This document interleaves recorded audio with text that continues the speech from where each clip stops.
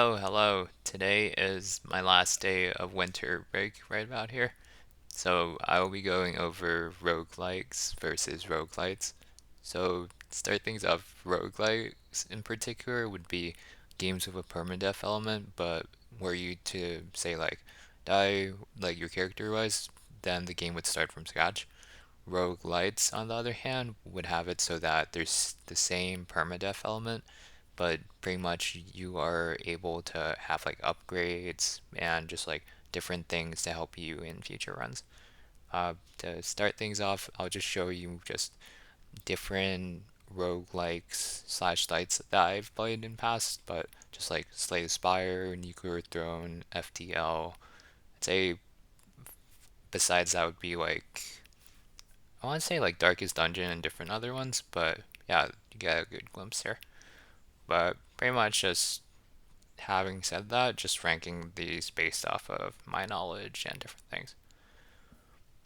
I'd say besides that, I also watched like a lot of like Northern Lion in terms of what he played, but he had a good sense of exploring different roguelites, and different ones of the sort. Yet, started with Crawl. I'd say Crawl I haven't revisited in a while now, but I felt that you needed a controller and it was more suited for local play because the premise of this game is very much one person is, say, like the enemy, and one person is the hero in this case. Because there'd be the hero main character who's trying to go through a dungeon crawling type environment, and the other player would be controlling their environment in terms of different traps, different mobs, and different type elements throughout. And it was really cool to just see real time, just like in person. Say you have like a LAN party or just like couch co-op type, but you're just like actively playing against one another and seeing how the other person reacts. I haven't revisited it since, but it was a really fun experience, and I feel like it'd do really well with, say, like an online co-op. I'm not quite clear if they have online co-op as of now, though. Necrodancer, I want to say that I've heard really good things about it, but it's just one on my backlog right about now. Guess Dungeon, I'd place it, yeah, I'd place it high up here. I'd say for Darkest Dungeon, I really enjoy it for the rogue light elements, but I'd say for this, a lot of it comes down to luck and the RNG type of things. Is pretty much with this, you play a ragtag band of, say, you bring a party of 4 people, have them go in terms of a dungeon crawl type thing environment where they fight different mobs, fight different bosses, and different type things. But the element they draw on would be like stress, positive quirks, and different negative ones altogether, and making it so that if your characters have so much stress that they are able to get like heart attack, but then if they survive it, it reduces them to like near death or zero type health, and pretty much playing on the premise of how these different adventurers that you're equipped with have just like the different traits that are associated with them as you make your run through the dungeon altogether. But pretty much for this, there's a main hub area where you're able to bring the adventurers back and help them deal with, say, like disease, stress, and upgrade their gear, equipment, and different trinkets. I'd say it makes for a really memorable experience. Although the stressful part about it would be just dealing with the randomness that comes to it, as you can easily just like queue up your 4 best players in your roster, but just lose all of them due to say like stress, RNG, or just being bad at playing it altogether.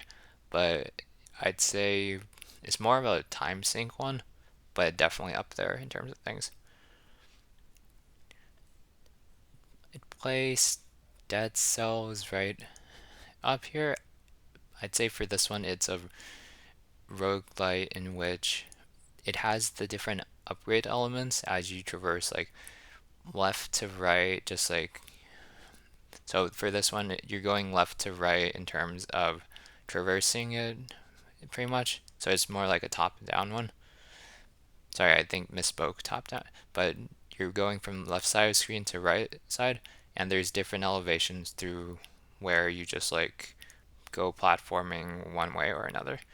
But for this one, there's different boss levels in addition to different upgrades and different weapon types. Well, as do like a lot of these different ones, but I think distinction with this one was that they had really interesting upgrade system at the time to me.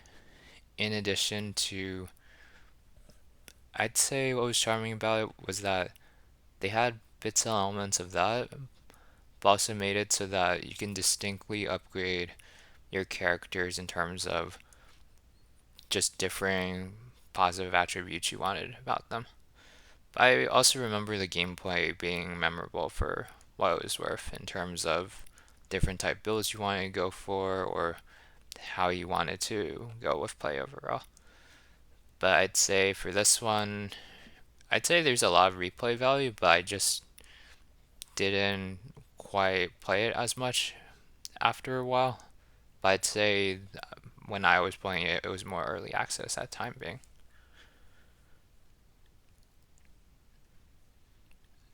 Yeah.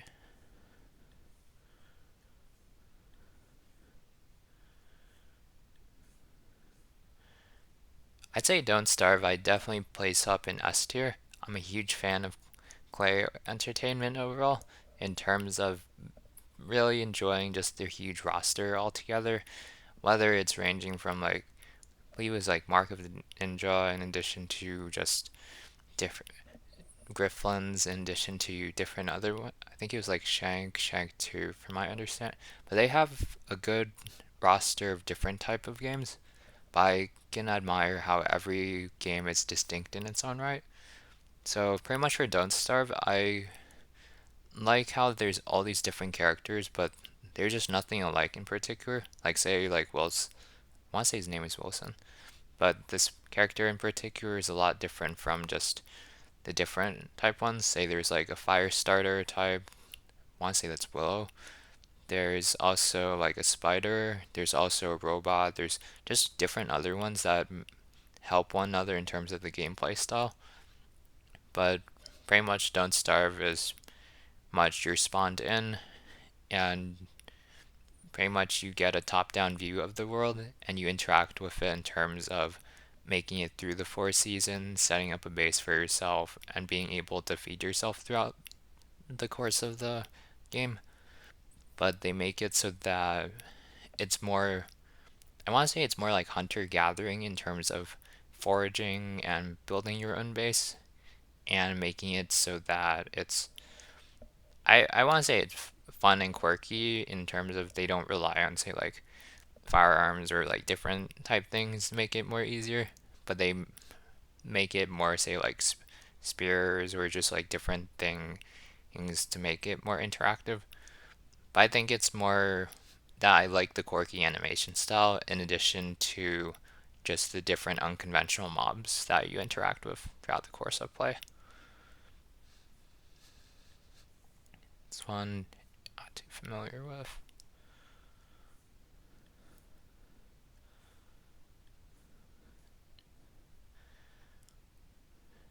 Oh, this is difficult for me. I'd say for Gungeon, I'd say I'd heavily base it on my impressions of Nuclear Throne.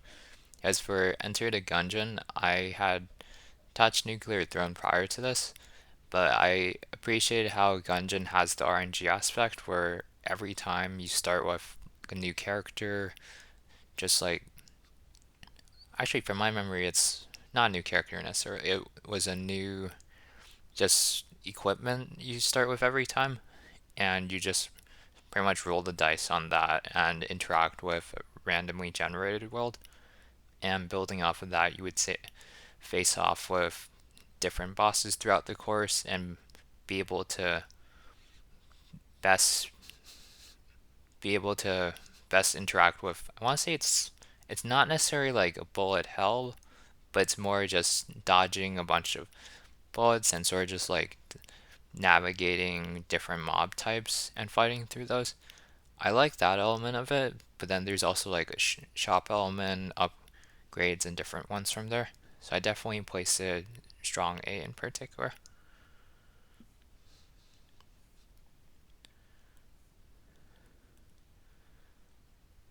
This one's in my backlog I haven't touched, unfortunately. FTL I enjoy a good amount.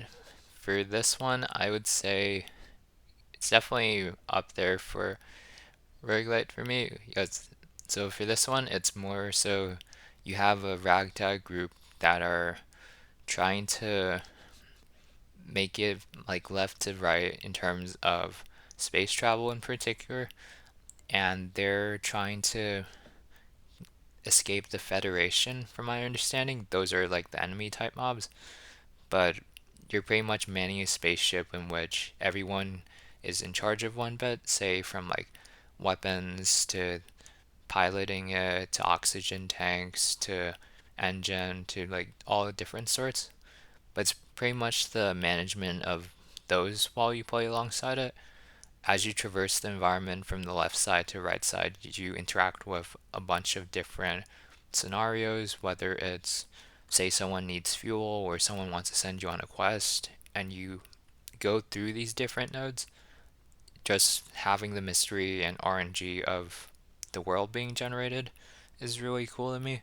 But also making it so that there's a distinct enemy types, also character types in particular, in which you're able to interact with characters ranging from like rock types to like mantises to humans and different other species as a whole. I also liked how they broke up the currency system, but also introduced, so they have like missiles, but they also have like energy and different elements to how the combat is in play. But they make it a fun enough experience where you can go through the game through, say, you want to do like missiles or you want to do combat, or you could even like go with a crew teleporter that makes it so that you have characters act as strong arms and fight throughout the course. So I'd say having all these different robust areas of how you could explore the game makes it a really fun opportunity to go through that. I'd say for me, my only gripe about it, I I think for this, I wasn't sure if they had like a cloud save, so if you boot it up in a new system, but that was just from my previous or most recent interaction with it, but I'd have to check again before talking more to it.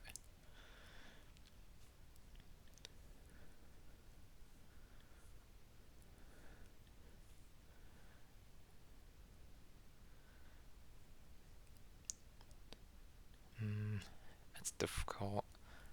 I'd say Grifflin's I'd place at a B from Clay once again, but I'd say this time around it focuses on so what's shown would be like the main three different characters or main few characters you're able to play in the start, and they introduce like a primary combat in addition to a negotiation type, in which primary combat would be as what it might imply, just hand on hand in addition to like weapons and different type ones. But negotiation is when you're able to draw upon different cards that makes it so, say there's a interaction in which you want to convince an enemy to go on your side, or you'd have to like fight them otherwise. By negotiating, you could make it so that your character doesn't lose any health, but instead you have it so that it's a negotiation and then they go through that. I'd say initially it was a gimmick that I couldn't really get behind as I'd only play like an hour or two got sort of bored. But after leaving it there for a few months, I tried it again. I like I like the sessions afterwards, but I'd say after you win a match, you get a good glimpse of what the game is overall. But after that, there's good exposure to more so a brawl type environment where it's sort of just like an endless match in which instead of doing different quests to progress the lore, you just pretty much go through the different combat or negotiation type scenarios and just go sort of go from there. I think what Griffin does well is that they have different characters or NPCs and they can have positive or negative relationships with the player. Pretty much if they get a love status with the player gets different perks to the character. Say they get like making us up like plus 10% damage or something of the sort. Whereas on the opposite hand, if you do something really negative, say like you harm a character's like say you harm a character that another character is affiliated with, if it brings you down to like hate, then it might just be the complete opposite in terms of that and having to work around that. But I'd say goes around B for me in terms of things.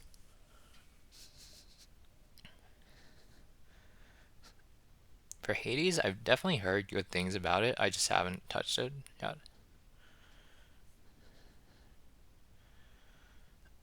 I'd say for Hand of Fate 2, I have not touched it as much as the first initial one. I like how much more polished it feels and how they more have. I want to say they have like the health bars right above the enemies, so it feels a bit more fluid. It reminds me more of the Arkham style gameplay in terms of things, but I have not successfully gone through a run of it yet. I'd say it's more time, but I just haven't picked it up for my perspective at least. I'd say Hand of Fate I'd place definitely up here.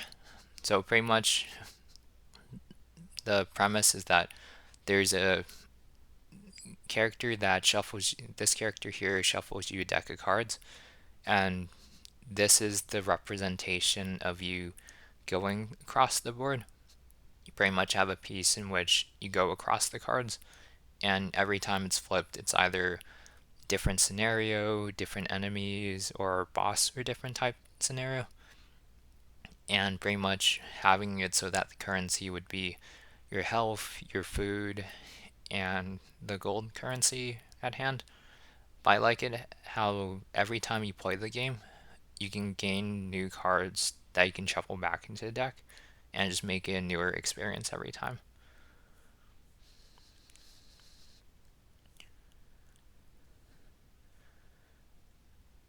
Into the Breach was created by the FTL creators. I think for me, I just didn't play it as much as I'd like to have, but I think I just didn't have anything that was really memorable or taken away from it as a whole. As I sort of just played it once and then sort of like left it in play. I think it had a lot of potential going for it, but I just didn't think it was the game for me at least.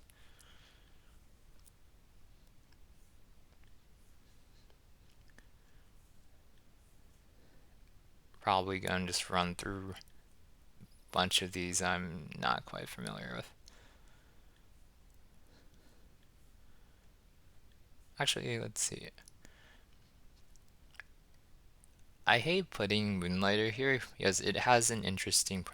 I've been recycling the word interesting premise, but I'd say that the sell of this game is pretty much, or I could just introduce games by what makes them different. But pretty much the sell of this one is that this is an adventurer where they go back to their hub every night and they set up shop selling different goods and services at end of day. But out in the daytime, they're able to traverse different lands and just explore and gather more resources at end of day. I think for me, from my understanding, there was either I'm not completely sure. I want to say there was a Kickstarter, Indiegogo, or early access, but I was either involved of one of those three, and I just once I got it, I just played it initially and I wasn't entirely on board. I would say it's definitely worth the money if you're invested in terms of what I was just described in terms of the playstyle and how you go about advancement. But I just think for me, I just wasn't very invested in it after a while. But I think it might just be like different strokes for different folks at the end of the day. But that's just how I saw it, at least.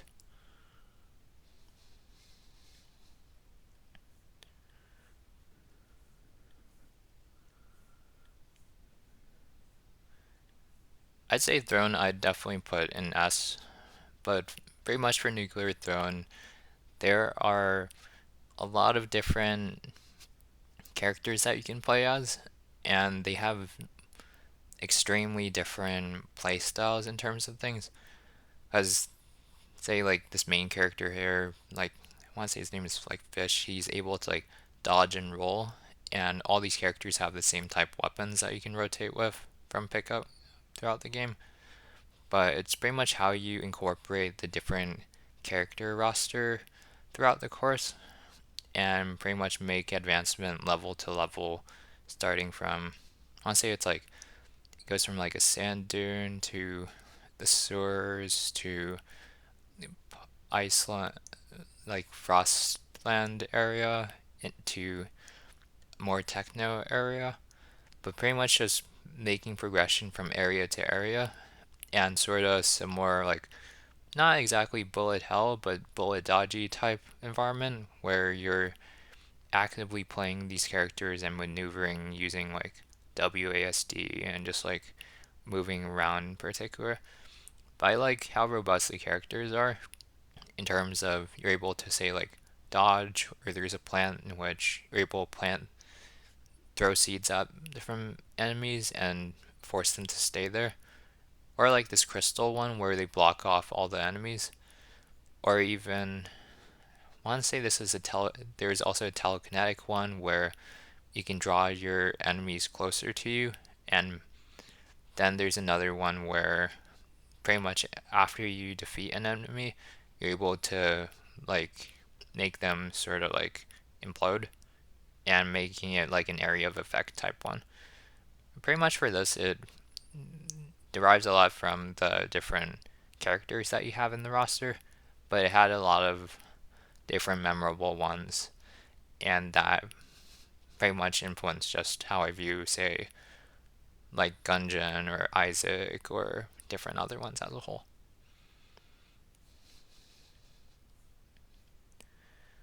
Heard good things about this one, I just haven't touched it yet.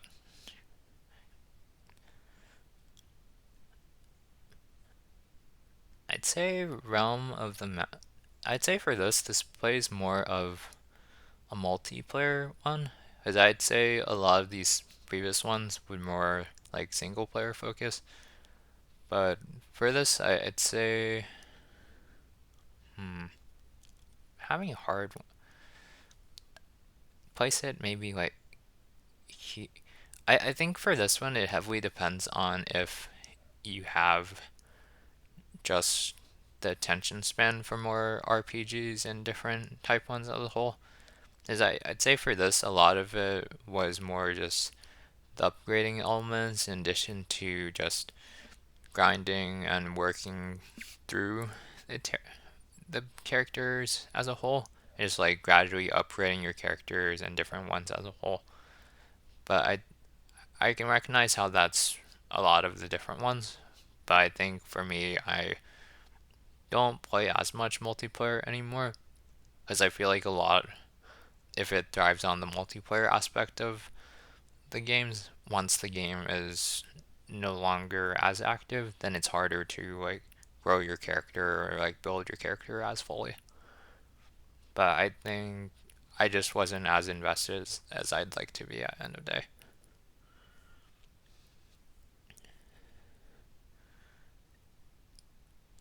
I say Risk 2.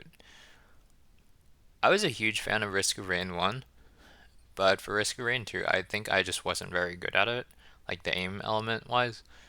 I like the 3D element compared to just like how it's just a platformer in one, but I just struggled with the gameplay. So pretty much I'm just not very good at it, so I can't speak to the full variety the game has to offer. But I think that initial hurdle makes it harder for me to recommend it if I don't have a full grasp of what the game has in store. As for the first risk, I'd definitely say it's up here. There's pretty much you're going like top-down platformer and going through just different scenarios in which you encounter different mob types, different bosses, and different enemies throughout. But it makes for a good co-op experience in addition to playing it single player, as you can rotate through. I don't know if it was called trinkets, but pretty much there'd be different items in which it would vary up your gameplay the full way through, and you'd be able to start off the game with a bunch of different starting characters and different ones that could be upgraded throughout the course. But I think it also had pretty interesting map environment as it required you to focus a lot on the platformer side of things, but also taking in consideration just like how you're fighting the mobs individually. Say Rogue 2, it's on the backlog from my understanding, or I don't remember it as well. I think Rogue, I just like placing it here, but I'd say I played through a good bit of Rogue Legacy, and it's more of a roguelite in which after every death of a character, there's a new reincarnation in which you can see how it's different in terms of things. Say you want to make like upgrades to like different character traits of the character and make it stronger in one aspect as compared to another one. But it's pretty much grinding and working across the different mob mobs and different characters throughout the course same time. It got a bit boring for me, so it wasn't exactly my cup of tea at end of day. From here, let's see.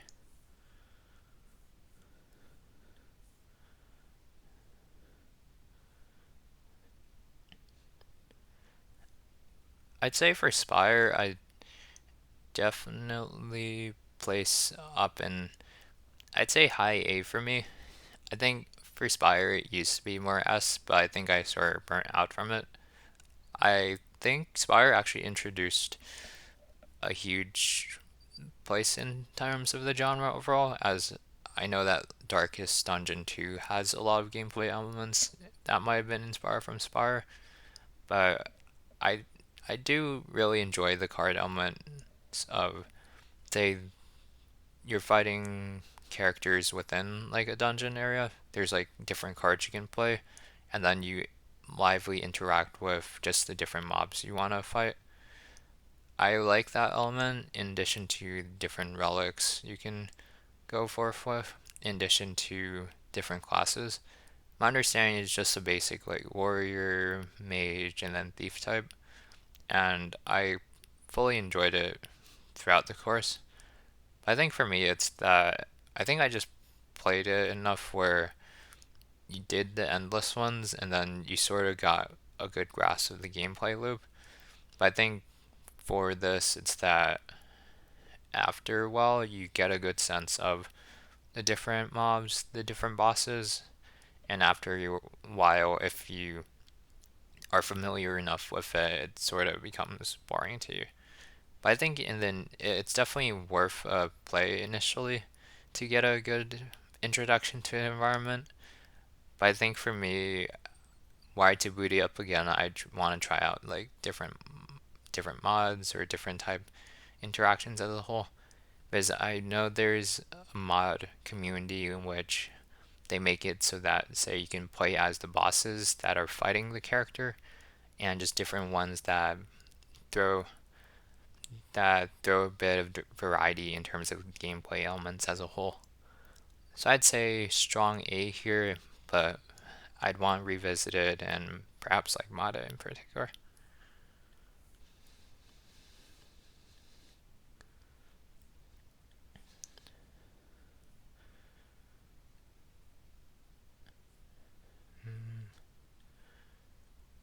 I think Splunky is hard for me to speak for. Yes, I'd say I know it's more like you're going like top to bottom for this one, and you're pretty much interacting with random elements ranging from say like traps to shops to different mobs that are portrayed throughout.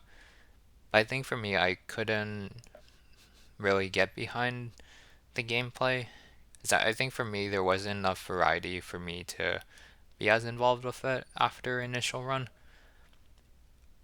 And for those reasons that I just sort of stopped playing after a bit.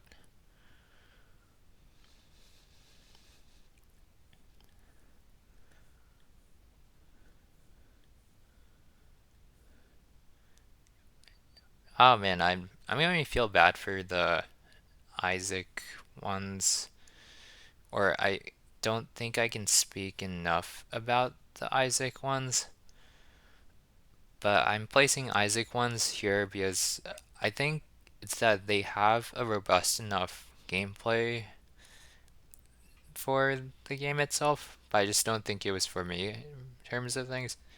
I don't think it kept me captivated throughout, and for those reasons, I'd say they're more like a C one. They're not a bad game per se, but at the same time, I think it's more like different looks for different folks type for me. Because for this, my understanding, it's a very well developed game with different upgrades you can build out and different ways you can progress throughout the game. But I just wasn't invested in it as much as I'd like to have been.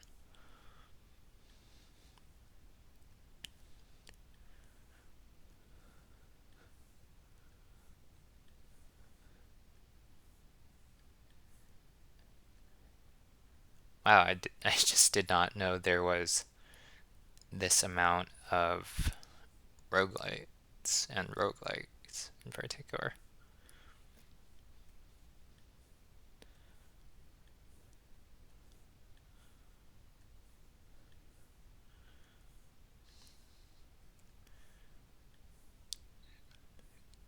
Don't worry, we'll get to one that I eventually touched.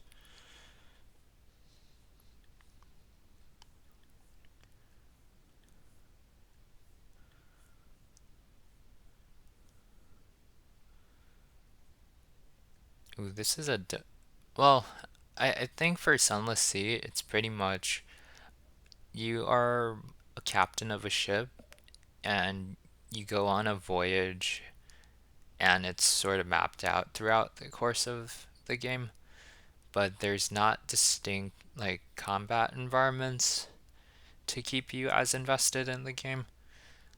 But I'd say gameplay wise, it reminds me a bunch of, I want to say it was like Sid Meier's Pirates. You'll get an understand, and then like comparison wise, you'll get a good sense of it. Like for Sunless Sea, you're sort of like traversing the environment, whereas Sid Meier's Pirates, you're sort of doing the same, like completing different quests, going on to these different environments and working through there. But I'd say gameplay element wise, I just wasn't as invested in it. But I do think it's worth an initial playthrough in terms of the unique world they build out throughout the course and being able to just play a unique roguelite within the roguelite sphere.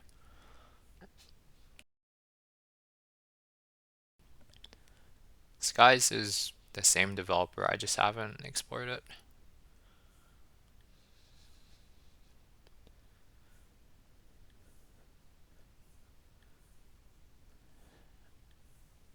I am just walking through these and making sure that there might be one that I've touched in terms of games. Let's see.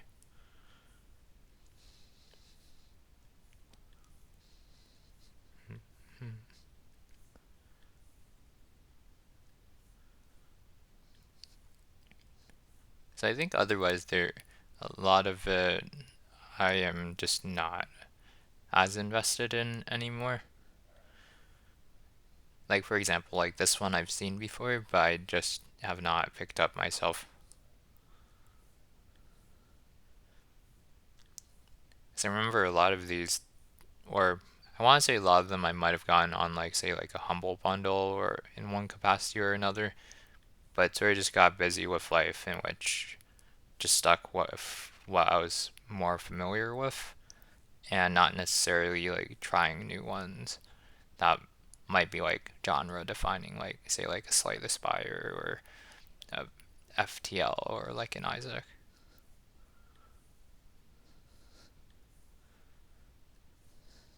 I swear, if this is just me going through a bunch that I have not played, then I'll just link out.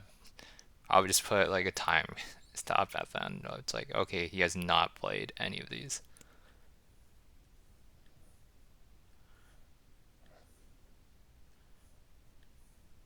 Or I think it's like at the same time, I think I could just recap what I have played and just like what value it has been in terms of playing these as a whole. Is my understanding is a lot of these I might have missed out on, but they might have been like newer IPs or like older ones or just different ones that disrupt the environment as a whole. Yeah, I think that's a wrap here. I think looking at it, so for ones that I have played in particular, I think I've been partial to Clay within like Don't Starve, in addition to FTL Doves, Nuclear Throne, Spire, Darkest Dun- I think for ones that I do enjoy, I think I'm more of a roguelite person in which I do like the upgrades and being able to have a diverse cast of characters to play it through, and not so much of a rogue-like person in particular. But yeah, I think this pretty much encapsulates just different rogue type games that I've been playing throughout the years overall.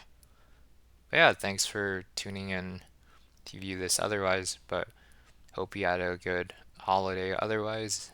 And as always, don't forget to be awesome.